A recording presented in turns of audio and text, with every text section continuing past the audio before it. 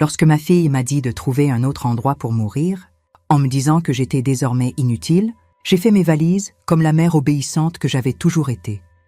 3 jours plus tard, j'étais assise dans le bureau d'un avocat, découvrant que mon prétendu mari aimant avait joué la plus longue partie d'échecs de l'histoire. Victoria allait apprendre que parfois, le pion devient la reine. Si vous regardez ceci, abonnez-vous et dites-moi d'où vous regardez. Laissez-moi vous raconter comment je suis passée de veuve sans abri à la femme tenant toutes les cartes. Parce que, chérie, cette histoire a plus de rebondissements qu'une usine de bretzel.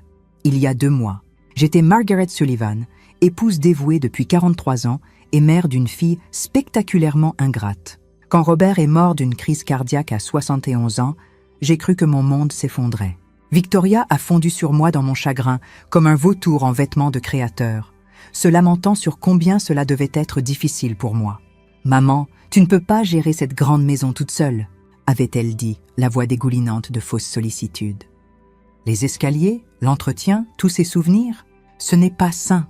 J'aurais dû voir le calcul derrière son inquiétude.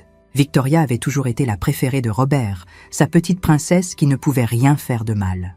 Quand elle a épousé cette banquier d'investissement, Kevin, et a commencé à avoir des petits-enfants, Robert les a tous chéris. Pendant ce temps, j'étais juste la femme qui cuisinait, nettoyait et faisait en sorte que tout fonctionne sans accroc. Après les funérailles, Victoria est devenue de plus en plus insistante concernant ma situation.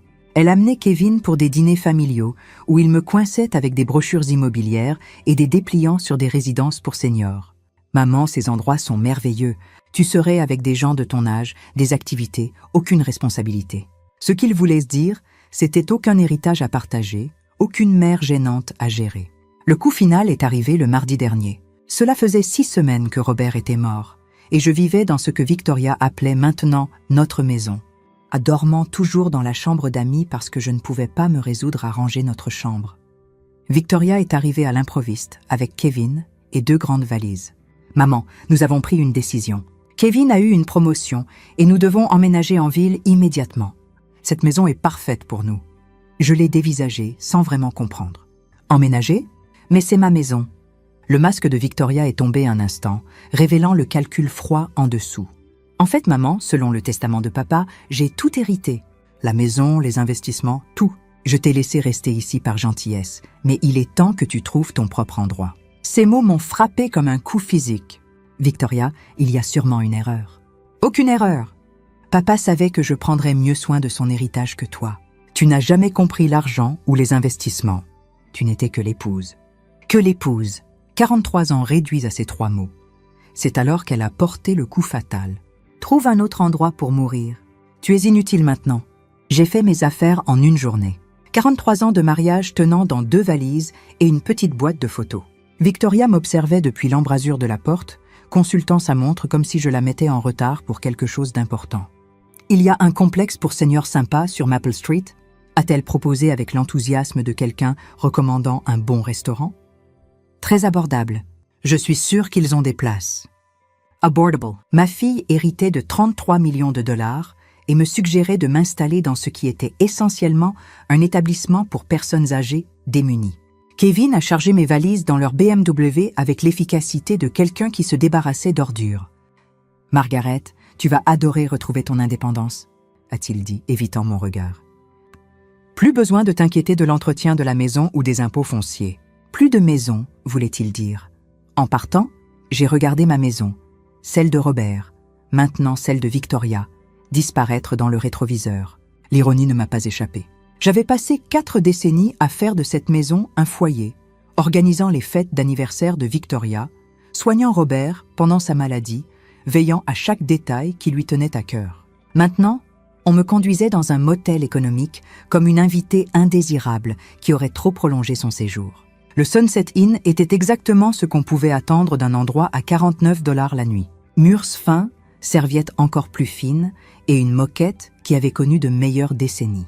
Victoria m'a tendu 200 $ en liquide, comme si elle donnait un pourboire à une femme de chambre. « Moi, ça devrait te suffire pour quelques jours, le temps de t'installer », a-t-elle dit. « Je demanderai à Kevin de transférer de l'argent sur ton compte une fois qu'on aura trié les papiers de papa. » De l'argent de mon propre héritage. Après leur départ, je me suis assise sur le matelas affaissé et j'ai essayé de comprendre ce qui venait de se passer. En l'espace de 3 heures, j'étais passée de veuve en deuil à seigneur sans abri. La femme que j'avais élevée, aimée et pour laquelle j'avais tout sacrifié m'avait jetée comme une ordonnance périmée. Mais alors que j'étais assise dans cette chambre de motel déprimante, quelque chose a commencé à me turlupiner.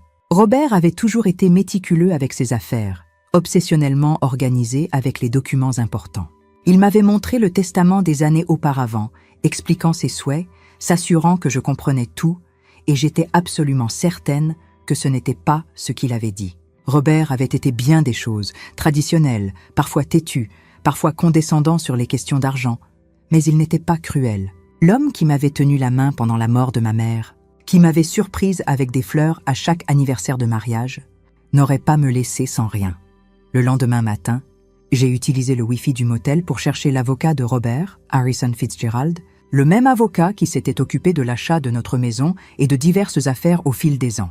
Son bureau était en centre-ville, à 20 minutes en bus, ce qui m'a coûté de l'argent précieux, mais cela me semblait nécessaire. Harrison Fitzgerald était un homme distingué dans la soixantaine, avec des yeux bienveillants derrière des lunettes à monture métallique. Quand sa secrétaire a annoncé que Madame Sullivan était là pour l'héritage de son mari, il a semblé sincèrement surpris. « Margaret, ma chère, je me demandais quand vous viendriez. J'ai essayé d'appeler chez vous plusieurs fois, mais Victoria a dit que vous voyagiez. »« Voyagiez ?» C'est ce que ma fille lui avait dit. « Monsieur Fitzgerald, je dois vous parler du testament de Robert. » Il a semblé perplexe. « Bien sûr. Victoria ne vous a pas donné votre copie ? Je lui ai donné l'original et plusieurs copies après la lecture. » Mon estomac s'est noué. « Il y a eu une lecture ? Margaret, vous étiez censée y être ? Victoria a dit que vous étiez trop bouleversée, qu'elle gérerait tout et s'assurerait que vous receviez votre héritage. » Le sang s'est retiré de mon visage alors que la réalité me frappait. « Monsieur Fitzgerald, on ne m'a jamais parlé d'une lecture. Victoria m'a dit qu'elle avait tout hérité. » L'expression de Harrison Fitzgerald est passée de la confusion à l'alarme. Il a attrapé un dossier épais, ses mouvements soudainement urgents. « Margaret, c'est impossible.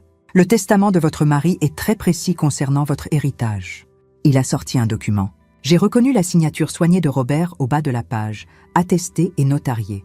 Mais alors que Harrison commençait à lire, j'ai réalisé que Victoria avait menti sur tout. Moi, Robert James Sullivan, étant sain d'esprit et de corps, lègue par la présente à ma bien-aimée épouse Margaret Ann Sullivan ce qui suit. Notre résidence principale au 847 Oakwood Drive, y compris tous les meubles et effets personnels. De plus, je lui lègue 70% de tous les actifs financiers, investissements et comptes, totalisant environ 23 millions de dollars. Ma tête s'est mise à tourner. 23 millions de dollars. La maison, 70% de tout. Harrison a continué à lire, sa voix devenant plus grave. À ma fille, Victoria Sullivan Hayes, je lègue 10 millions de dollars, à conserver en fiducie avec des distributions commençant à son 45e anniversaire, sous réserve de son traitement envers sa mère après ma mort. Sous réserve de son traitement envers moi. Robert avait su.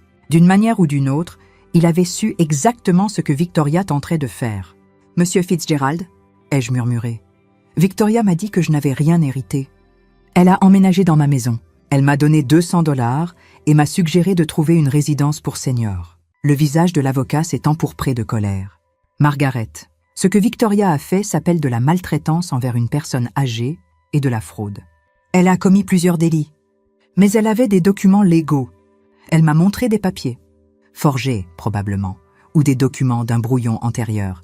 Votre mari a mis à jour son testament 6 mois avant sa mort, précisément parce qu'il était préoccupé par l'attitude de Victoria envers l'argent et son sentiment d'avoir tous les droits. Toi et... La pièce tournait.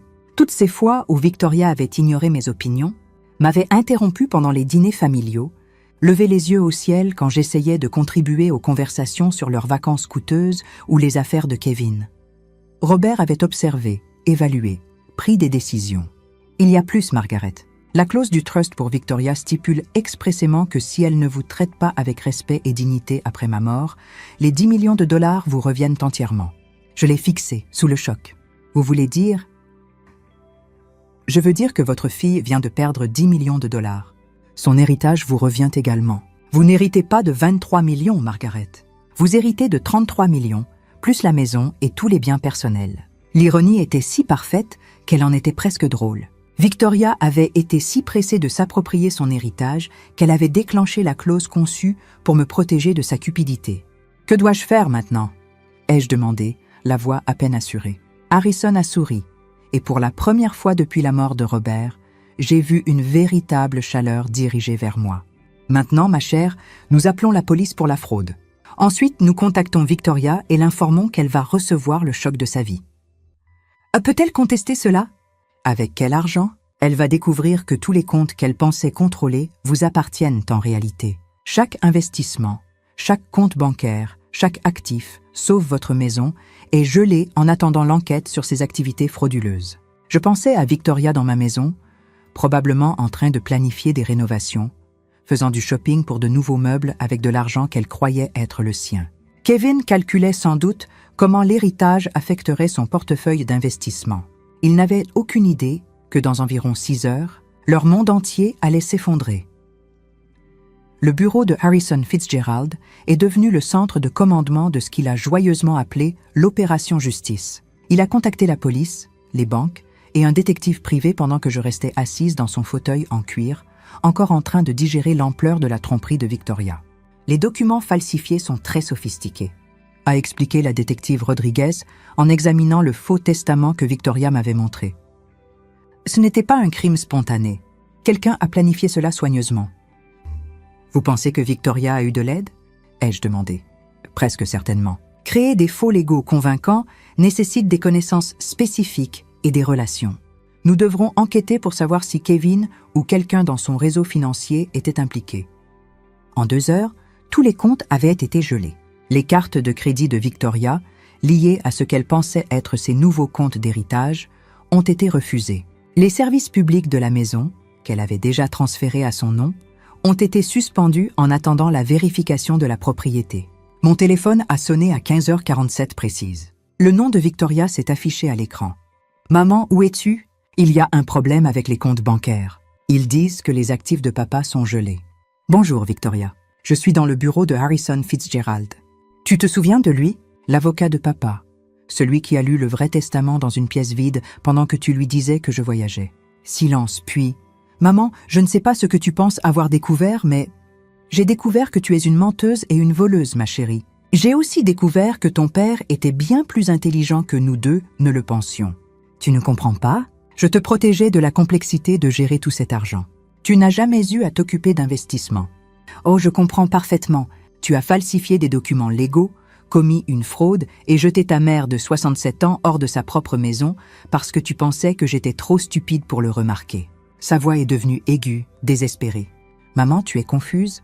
Le chagrin t'a submergée et quelqu'un profite clairement de ton état émotionnel. » L'audace était stupéfiante. Même prise la main dans le sac, Victoria essayait encore de me manipuler. « Victoria, ma chère, laisse-moi clarifier une chose pour toi. Non seulement tu n'as jamais rien hérité, mais ton véritable héritage, les 10 millions que ton père t'avait laissés, est maintenant à moi, grâce à une charmante clause qu'il a incluse concernant le respect et la dignité envers moi. C'est impossible. La détective Rodriguez est juste là si tu veux discuter de l'impossibilité des accusations de fraude avec elle. » Le téléphone est devenu silencieux. Je pouvais presque entendre l'esprit de Victoria s'agiter, calculer, chercher une échappatoire. « Maman, s'il te plaît, pouvons-nous nous rencontrer quelque part et en parler raisonnablement ? Je suis sûre qu'on peut trouver une solution. » « Oh, nous nous rencontrerons bientôt au tribunal quand tu seras inculpé. Tu n'oserais pas porter plainte contre ta propre fille. » Quelque chose de froid et définitif s'est cristallisé dans ma poitrine. « Regarde-moi bien. » J'ai raccroché et regardé Harrison, qui rayonnait d'approbation. « Combien de temps avant qu'elle ne soit arrêtée ? La détective Rodriguez a assez de preuves pour un mandat. Ils la récupéreront ce soir. Et Kevin, ses dossiers financiers sont sous assignation. S'il a participé à la création de ces documents, il sera aussi inculpé. » Mon téléphone a vibré avec un message de Victoria. « Maman, s'il te plaît, ne fais pas ça. Pense aux petits-enfants. » Je l'ai montré à la détective Rodriguez, qui a souri d'un air sombre. Manipulation émotionnelle, un schéma comportemental classique pour ce type de crime. J'ai répondu, je pense à eux. Ne mérite-t-il pas de voir ce qui arrive quand on vole sa famille ? 20 minutes plus tard, Kevin a appelé. Margaret, nous pouvons surely résoudre cela en privé. Victoria a pris de mauvaises décisions, mais impliquer la police semble excessif. Kevin, as-tu aidé à falsifier ces documents? Ce n'est pas...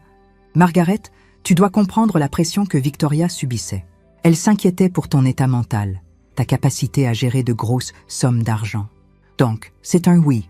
Ce n'était pas malveillant. Elle croyait sincèrement qu'elle te protégeait en me jetant hors de ma maison et en me disant de trouver un endroit pour mourir. Kevin, sais-tu? Kevin, voici ce qui va se passer. Vous allez tous les deux être arrêtés. Vous allez tous les deux faire face à des accusations fédérales de fraude. Et moi, je serai dans ma maison, à regarder tout cela se dérouler. Margaret, s'il te plaît, sois raisonnable. J'ai été raisonnable pendant 43 ans. Ça ne m'a pas vraiment réussi. La police a arrêté Victoria à 20h30 alors qu'elle dînait au Lernard, apparemment en train de célébrer son héritage avec Kevin et un autre couple. Selon la détective Rodriguez, elle a crié à propos d'une arrestation injustifiée et a exigé d'appeler son avocat, qui s'est avéré être un ami de golf de Kevin sans aucune expérience en droit pénal. Kevin a été arrêté à son bureau le lendemain matin. L'expert comptable légal a retracé les documents falsifiés jusqu'à une imprimerie utilisée par la société de Kevin pour créer des prospectus d'investissement frauduleux.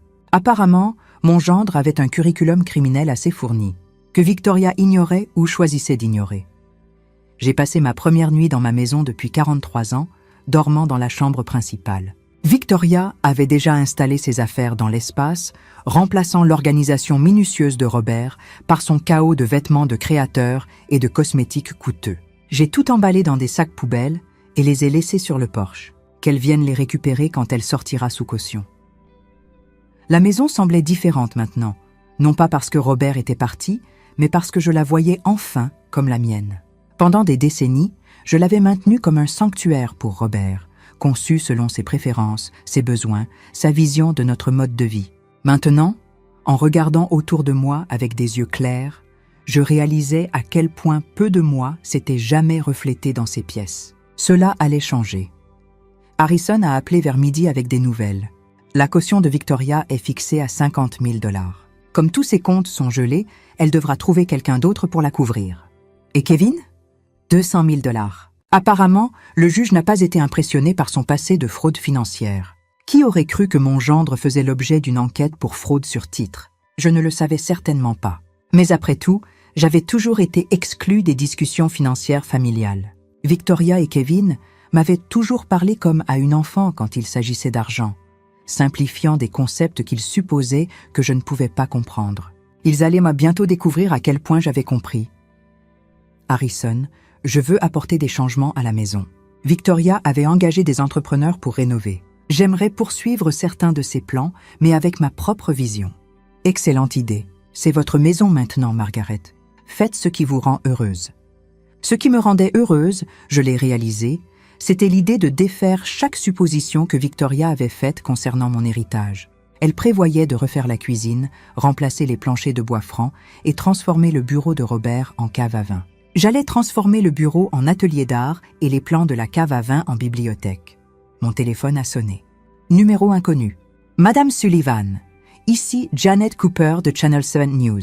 Nous avons appris que vous êtes victime d'une importante affaire de fraude envers une personne âgée impliquant votre fille. Seriez-vous prête à partager votre histoire? La nouvelle se répandait.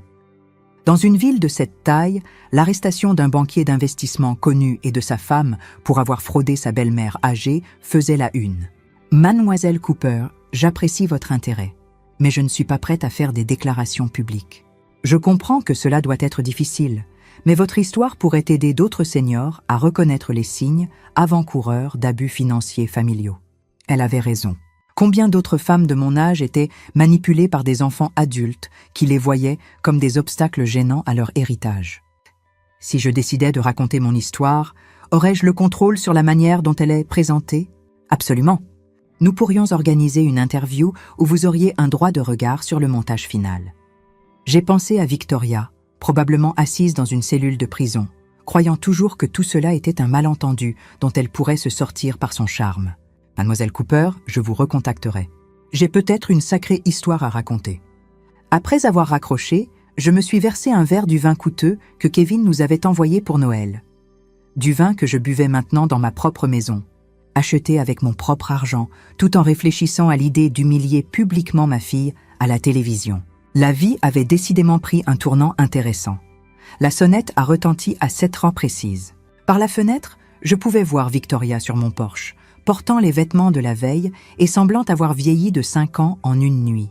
Elle avait réussi à payer sa caution, d'une manière ou d'une autre. J'ai ouvert la porte, mais ne l'ai pas invitée à entrer. « Maman, s'il te plaît, nous devons parler. Nous avons parlé hier. Tu m'as dit de trouver un endroit pour mourir. J'ai trouvé un endroit où vivre à la place. » Les yeux de Victoria étaient rougis, sa parfaite maîtrise habituelle complètement brisée. « J'ai fait des erreurs terribles. Mais je suis toujours ta fille. »« Vraiment ? Parce que les filles ne falsifient généralement pas des documents légaux pour voler l'héritage de leur mère. Je ne volais pas. J'essayais de... » Elle s'arrêta, visiblement en difficulté pour trouver des mots qui ne sonnent pas criminels. « Tu essayais de quoi, Victoria ? » « Je voulais te protéger de mauvaises décisions financières. »« Tu n'as jamais géré de grosses sommes d'argent ? » Même maintenant, même après avoir été arrêtée pour fraude, elle ne pouvait pas admettre la vérité. Dans l'esprit de Victoria, elle était toujours la victime de mes attentes déraisonnables. « Victoria, laisse-moi te raconter ce que ton père m'a dit 6 mois avant sa mort. Il m'a dit qu'il s'inquiétait de ton sentiment d'avoir tous les droits, de ton attitude envers l'argent et de la manière dont tu traitais les gens que tu considérais comme inférieurs à toi. » Son visage devint blême. « Papa n'a jamais dit ça. Il a dit que tu lui rappelais sa sœur, Éléanore, belle, charmante et totalement incapable de penser à autre chose qu'à toi-même. Il m'a dit qu'il modifiait le testament précisément parce qu'il craignait ce que tu me ferais si tu avais le contrôle. C'est un mensonge. » Je sortis mon téléphone et lui montrai un enregistrement vocal. « En fait, non.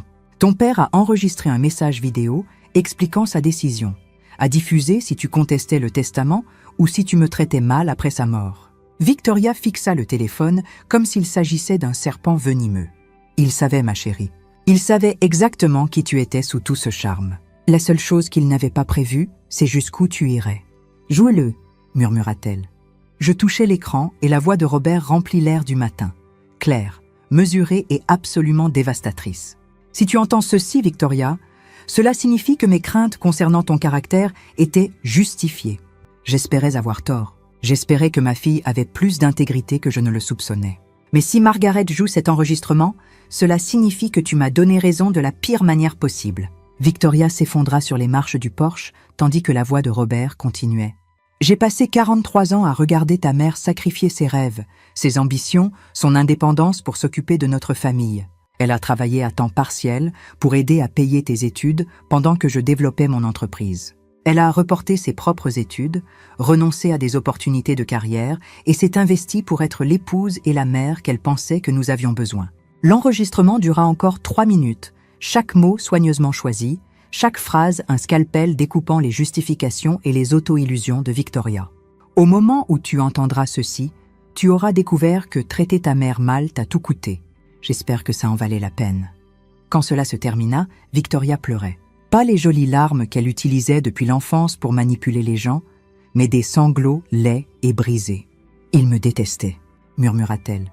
« Non, Victoria, il t'aimait assez pour espérer que tu lui prouverais qu'il avait tort. Tu as choisi de lui prouver qu'il avait raison à la place. » Elle leva les yeux vers moi, le mascara coulant sur ses joues. « Que va-t-il se passer maintenant ? Maintenant, tu fais face aux conséquences de tes choix. Les accusations de fraude, l'enquête, l'humiliation publique quand cette histoire sera diffusée aux nouvelles. » Les nouvelles ? Channel 7 veut m'interviewer sur les abus financiers envers les aînés. Je pense dire oui. Le visage de Victoria s'effondra complètement. « Maman, s'il te plaît, pense à ce que ça fera aux petits-enfants, à la carrière de Kevin, à toute notre famille. J'y pense. Je pense à comment tu n'as considéré aucune de ces choses quand tu as décidé de commettre plusieurs délits. » Elle se leva lentement, paraissant plus vieille et plus défaite que je ne l'avais jamais vue. « Je sais que tu ne me croiras pas, mais je n'ai jamais voulu que ça aille aussi loin. Je voulais juste l'argent. Je voulais la sécurité, le statut. Je voulais ne plus jamais avoir à m'inquiéter de quoi que ce soit. » Pour la première fois depuis le début de ce cauchemar, Victoria disait la vérité. « Je te crois, ma chérie, mais vouloir quelque chose ne justifie pas de détruire des gens pour l'obtenir. » Elle hocha la tête, les larmes coulant toujours. « Que puis-je faire pour réparer ça ? Tu peux commencer par admettre que ce que tu as fait était mal. Pas mal avisé, pas protecteur, pas compliqué. Mal. C'était complètement, impardonnablement mal. Ensuite, tu peux affronter les conséquences qui suivront avec un peu de dignité au lieu d'essayer de t'en sortir par la manipulation. Victoria me regarda longuement, voyant peut-être pour la première fois, non pas la mère docile qu'elle avait toujours connue, mais la femme qui venait de la surpasser complètement. « Je l'ai mérité, n'est-ce pas ?»« Oui, Victoria, absolument. » 3 jours après la confession de Victoria sur le porche, la mère de Kevin se présenta à ma porte. Eleanor Hayes était tout ce à quoi je m'attendais. Parfaitement coiffée, couverte de bijoux et dégageant ce genre de sentiment de supériorité qui ne vient que de 3 générations de richesse héritées. « Margaret, nous devons discuter de cette situation de manière rationnelle. » Je l'invitais à entrer, curieuse de voir quelle version de la réalité la famille Hayes avait construite pour expliquer les accusations criminelles contre leur fils. Eleanor s'installa dans mon salon comme si elle m'accordait une audience. Kevin a fait de mauvais choix, évidemment, mais le poursuivre en justice semble plutôt vindicatif. Ne trouves-tu pas? Vindicateur? Votre fils a aidé à voler mon héritage et m'a jeté hors de ma propre maison. Kevin suivait l'exemple de Victoria. Il n'a pas compris toute la situation. Cette femme essayait vraiment de blâmer ma fille pour le comportement criminel de son fils. Je devais admirer l'audace. Madame Hayes, Kevin a créé des documents légaux falsifiés. Ce n'est pas suivre l'exemple de quelqu'un. C'est une conspiration pour commettre une fraude. L'avocat de Kevin pense que nous pouvons parvenir à un règlement qui profite à tout le monde. Vous récupérez votre maison. Victoria fait face à des conséquences appropriées. Et Kevin évite la publicité d'un procès. Des conséquences appropriées. Comme si les crimes de Victoria étaient une simple violation d'étiquette. Quel genre de règlement? Eleanor sourit, croyant clairement avoir trouvé une ouverture. La famille de Kevin est prête à vous dédommager pour votre désagrément. Disons 2 millions de dollars en échange de l'abandon des charges contre Kevin. 2 millions pour pardonner à l'homme qui avait aidé à me voler 33 millions. Madame Hayes, votre fils a participé à un complot qui m'a coûté tout ce que je possédais. Vous pensez que 2 millions couvrent ça? Margaret, soyez réaliste. Kevin a une carrière, des enfants, une réputation à maintenir. L'envoyer en prison ne sert personne. Ça sert la justice. La façade polie d'Eleanor se fissura légèrement. La justice? Vous détruisez plusieurs familles pour de l'argent que vous n'auriez de toute façon jamais su gérer. Voilà. La même attitude condescendante qui avait empoisonné ma relation avec Victoria. Dans leur monde, j'étais juste l'aide qui s'était rebellée. Madame Hayes, je pense que nous en avons terminé ici. Margaret, s'il vous plaît, réfléchissez-y. 5 millions, offre finale. 5 millions pour laisser Kevin s'en tirer librement. Le montant était stupéfiant, mais le principe était non négociable. Ma réponse est non. Eleanor se leva, sa maîtrise totalement restaurée. Très bien, mais vous devriez savoir que l'équipe juridique de Kevin a trouvé des informations intéressantes sur les pratiques commerciales de votre mari. Ce serait dommage si cela devenait public pendant le procès. La menace était claire, mais je ne ressentais aucune peur, seulement de la curiosité. Quel genre d'information? Le genre qui pourrait vous faire reconsidérer qui était le vrai criminel dans cette situation. Après son départ, j'appelai immédiatement Harrison. Margaret, quoi qu'ils pensent avoir trouvé, ça ne change pas les faits des crimes de Victoria et Kevin. Mais cela pourrait-il affecter l'affaire? Potentiellement, s'ils parviennent à semer assez de doutes sur le caractère ou les pratiques commerciales de Robert, cela pourrait influencer un jury. Je pensais à Robert, à notre mariage, à tous les secrets qui pourraient être enfouis dans 43 ans de vie commune. Harrison, je veux tout savoir sur les affaires de Robert. Chaque transaction, chaque partenariat, chaque irrégularité potentielle. Margaret, êtes-vous sûre? Parfois, le passé est mieux laissé tranquille. La famille Hayes menace de traîner la mémoire de Robert dans la boue pour protéger leur fils criminel. Je préférerais connaître la vérité d'abord. Ce soir-là, je m'assis dans le bureau de Robert, désormais le mien, et commençai à examiner ses dossiers systématiquement.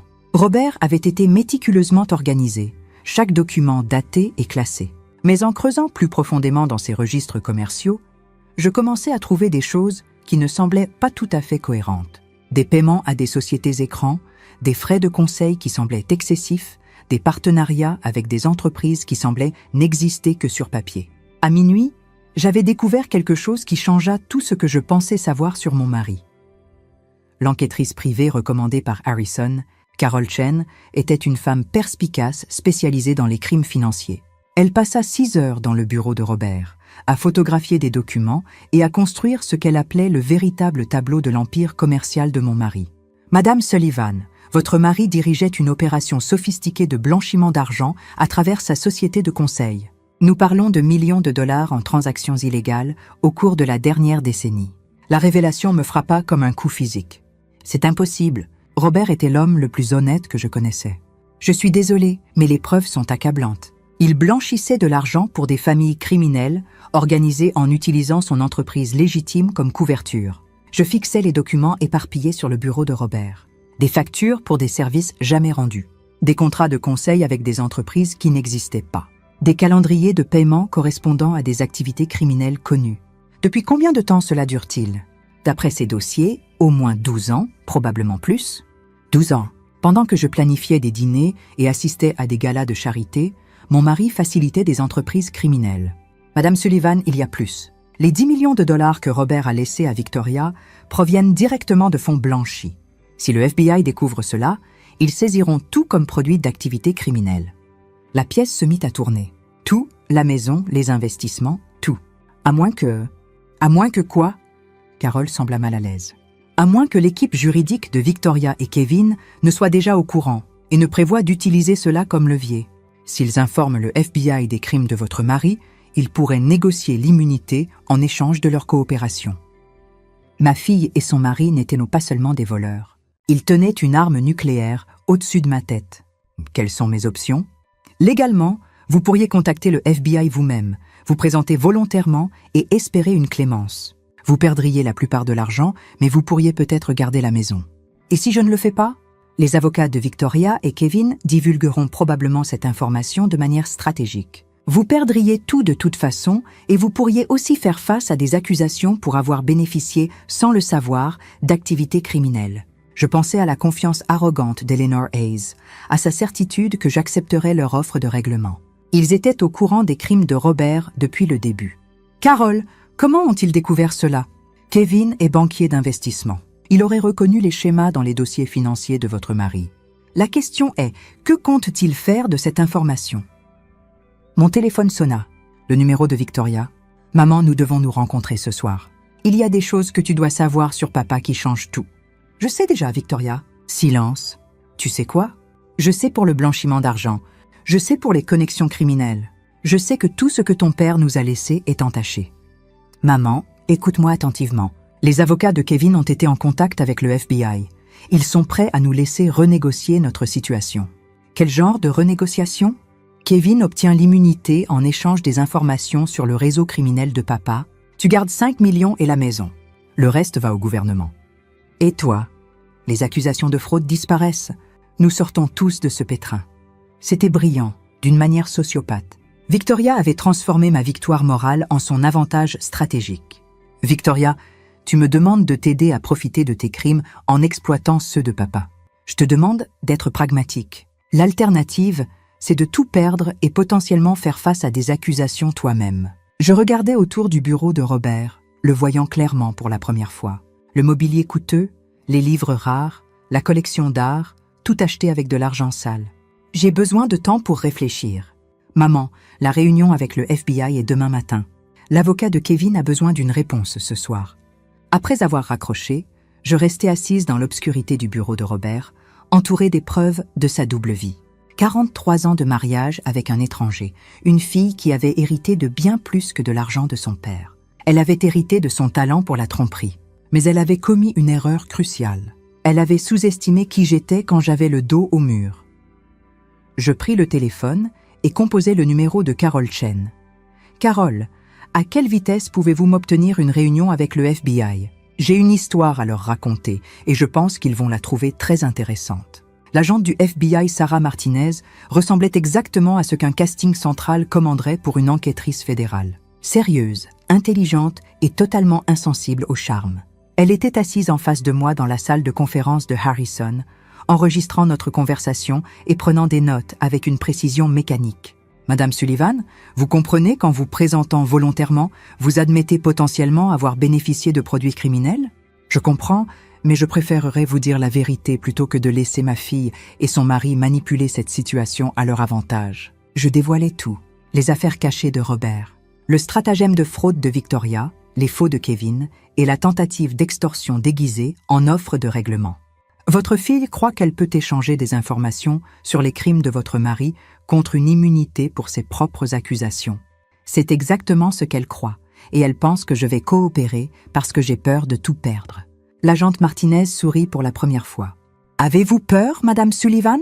Agente Martinez, il y a 2 semaines, j'étais une veuve en deuil dormant dans un motel économique. Aujourd'hui, je suis ici à confesser volontairement à des agents fédéraux l'entreprise criminelle de mon mari décédé. La peur n'est plus mon émotion principale. Qu'est-ce que c'est ?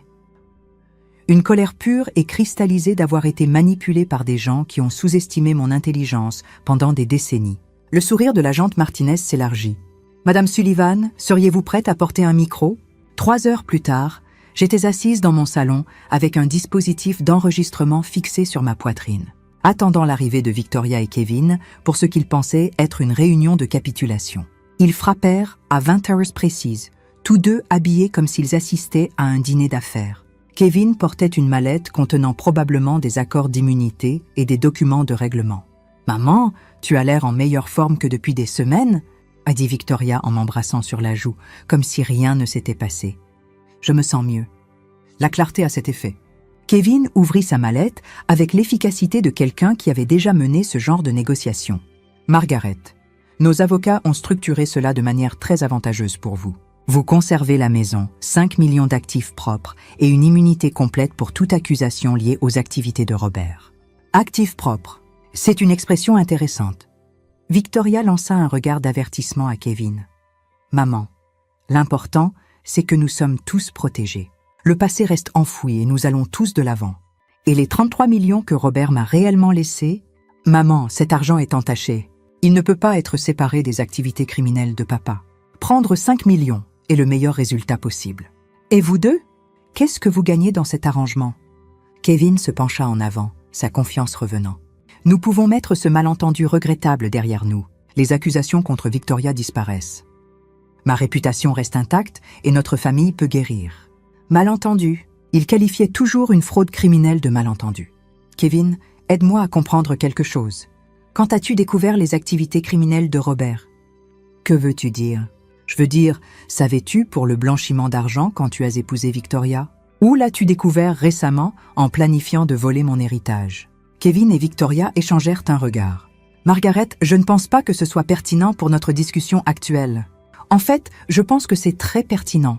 Parce que si tu savais pour les crimes de Robert et n'as rien dit, cela fait de toi un complice après coup.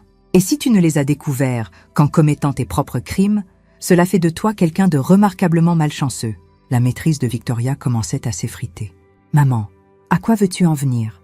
Je veux en venir au fait que vous deux planifiez cela depuis des mois, peut-être des années. Le testament falsifié, la découverte du blanchiment d'argent, même les connexions de Kevin avec des faussaires de documents.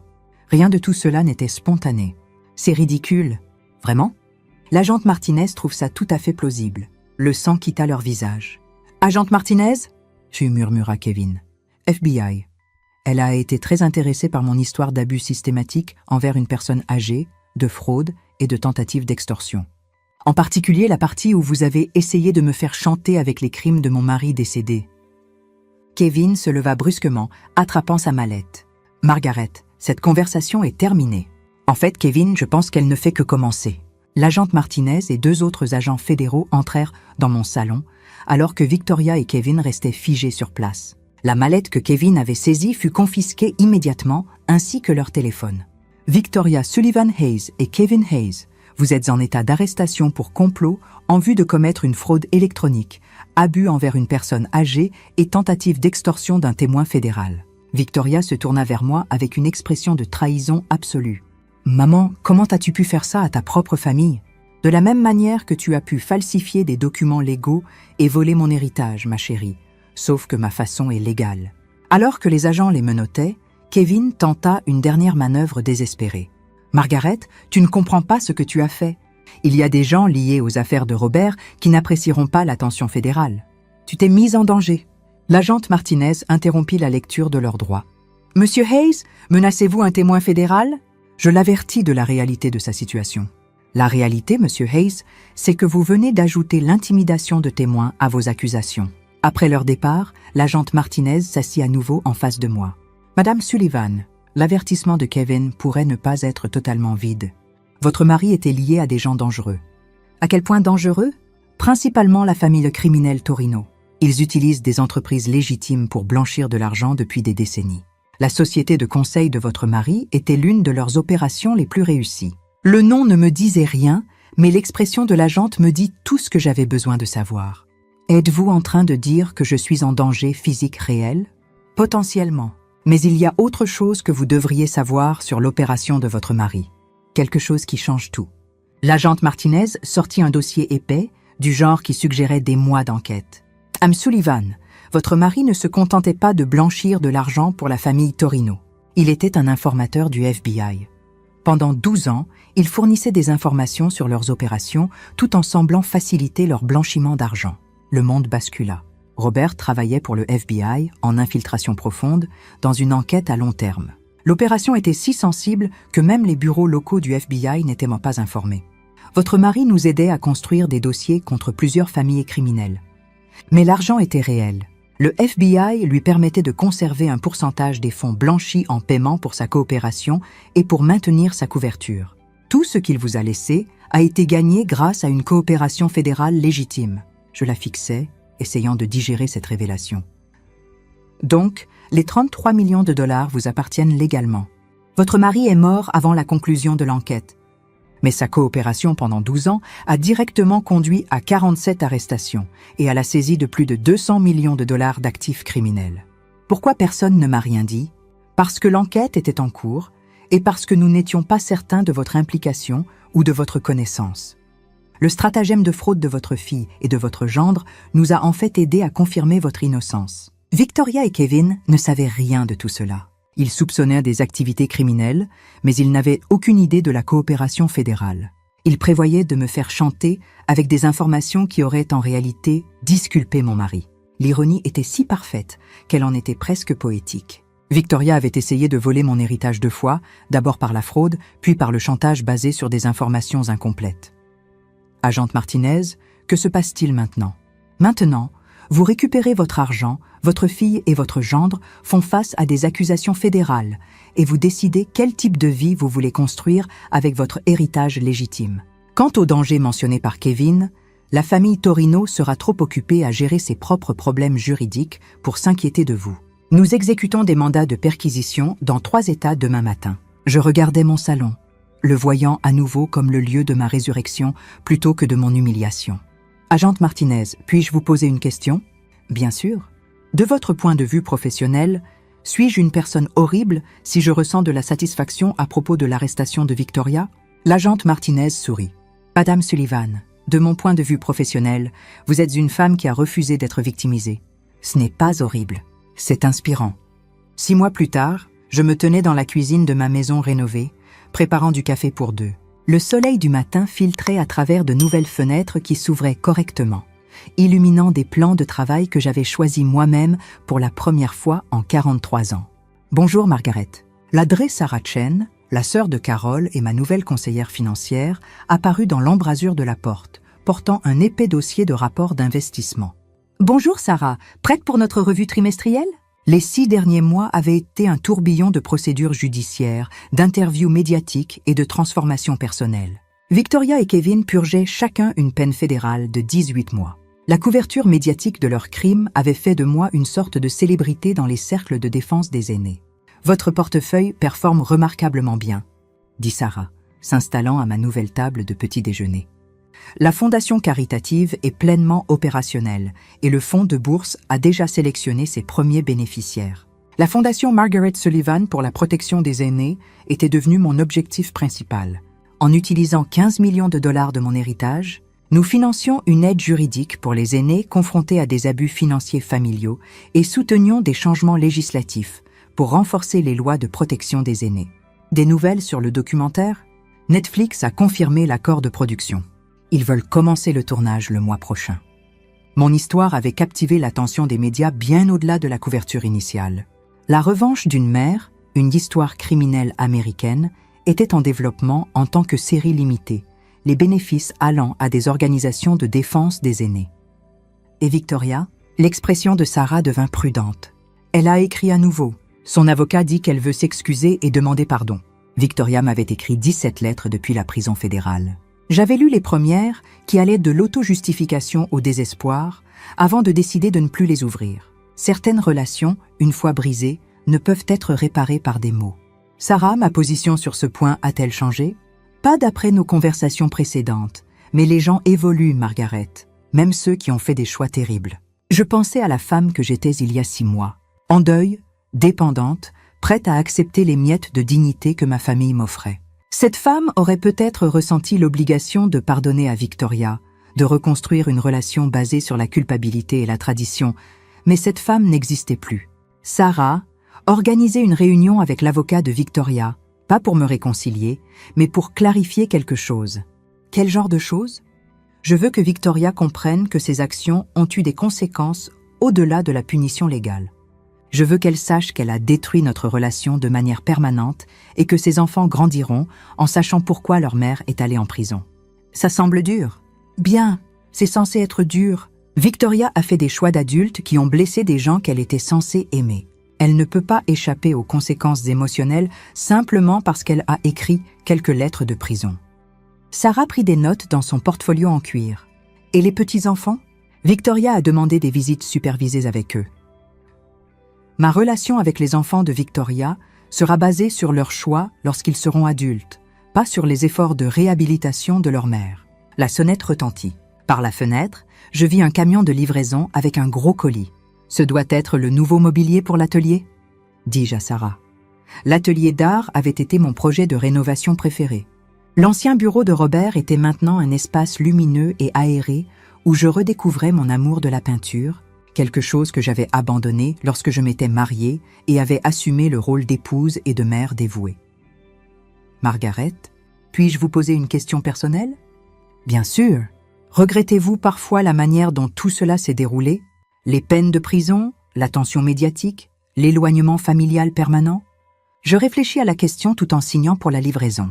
Il y a 6 mois, j'étais invisible, une veuve sans argent, sans maison, sans perspective. Aujourd'hui, j'étais une philanthrope millionnaire avec une fondation, un contrat de documentaire et un but qui allait bien au-delà de ma propre survie. Sarah, ma fille, a essayé de voler tout ce que je possédais et de me laisser sans abri. Mon gendre a créé des documents falsifiés et m'a menacé de chantage.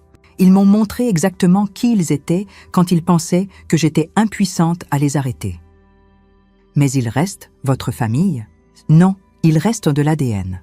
La famille, ce sont les gens qui vous protègent quand vous êtes vulnérable, pas ceux qui exploitent votre vulnérabilité pour le profit.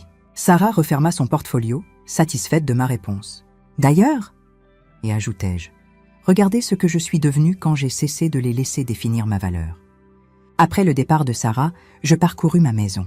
Vraiment ma maison, maintenant, décorée selon mes goûts, organisée selon mes priorités. Dans l'atelier d'art, je découvris ma dernière peinture, un autoportrait d'une femme debout sous un soleil éclatant, le visage tourné vers l'avenir. La femme sur la toile ne ressemblait en rien à la veuve en deuil qui avait emballé sa vie dans 2 valises il y a 6 mois. Cette femme semblait puissante, indépendante, sans peur. Elle ressemblait à quelqu'un qui avait appris que la meilleure revanche n'est pas de se venger. C'est de devenir tout ce que vos ennemis n'ont jamais pensé que vous pourriez être. Dehors, le soleil se couchait derrière des arbres que j'avais plantés moi-même, dans un sol qui m'appartenait, sur une propriété que j'avais défendue par mon intelligence et mon courage, plutôt que reçue par mariage ou naissance. Demain, je continuerai à construire la vie que j'avais choisie, plutôt que celle que les autres avaient planifiée pour moi. Et si Victoria voulait reconstruire une relation avec cette femme, elle ferait mieux d'apporter bien plus que des lettres de prison et des excuses creuses. Elle devrait apporter une transformation complète, à la hauteur de la mienne. Merci d'avoir regardé. N'oubliez pas de vous abonner et n'hésitez pas à partager votre histoire dans les commentaires. Votre voix compte.